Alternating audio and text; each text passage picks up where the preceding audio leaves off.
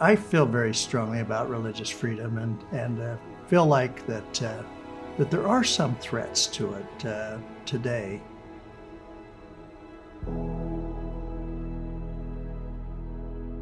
Religion comes from the Latin word meaning a tie, a bond. Religion gives you a sense of responsibility, a sense of duty, and a sense of giving back. Religion becomes a light to the world, a leaven to society. We can't build bridges to one another until we have the bridge to the Lord. Yeah. At the base of human existence, for it to have meaning, we have to have the freedom to follow our conscience. But even for those who have no faith, because it's really important for us to bear in mind that religious freedom is not just for people of faith, it's even for those who have no faith. It's defending their right not to adopt any faith of any particular hue. But that freedom of conscience, that responding to that inward call, is simply essential for human life, and it is a foundation of human society.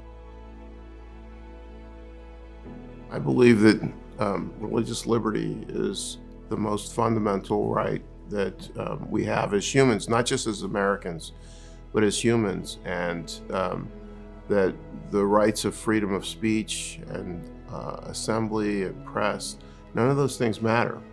If you don't have a conscience that tells you what to say, then it doesn't matter that you have. And so I am committed to doing what I can to build something here at Notre Dame that protects religious liberty.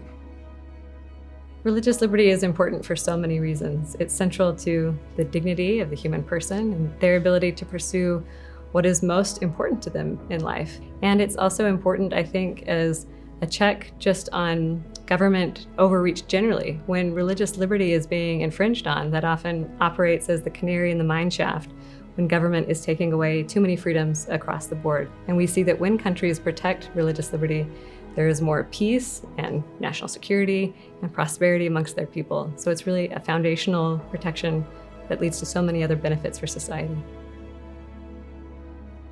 We want to be Christ-like. We want to follow his message. We want to follow his ministry. Do we ever completely succeed? Never. No. Never. But does that mean that we don't give up on it and that we don't spend our lives trying to do it? That's the way I feel about our constitutional ideals. We may not have lived up to them perfectly, but they are great. You got it. They're great constitutional principles, and we need to try to live up to them. My grandma used to have a great saying. I called her Nani. I said, Nani, when am I going to be able to hit a baseball? Or Nani, when am I going to be able to do this or that? She'd always say, when Gabriel blows his horn. In other words, when the Lord returns, that's when things will finally be perfect. In the meantime, we keep striving, we do the right? best we can.